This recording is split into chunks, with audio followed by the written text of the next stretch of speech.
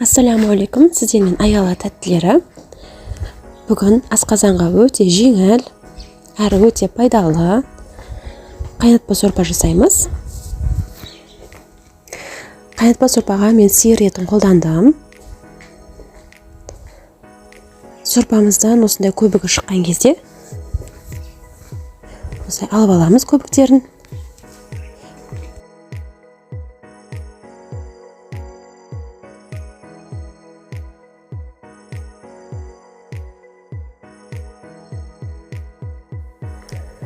Сорпамыздың үстіне пияз саламыз. Сорпамыз дәмді әрі тұнық болады.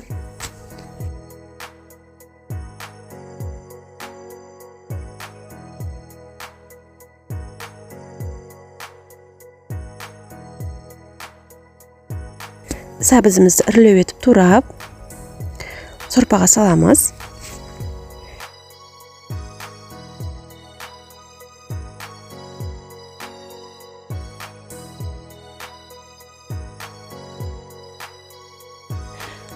Үстіне тәтті болгар бұрышын салсаңыздар да болады. Мен бұны замороженный болгарский салдым. Үстіне дәмдеуіштер, тұз салып қайнатамыз.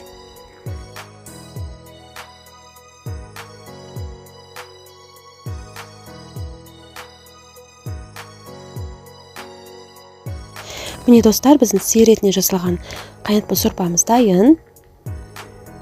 Өте дәмді болды. Сіздер де міндетті түрде жасап көріңіздер.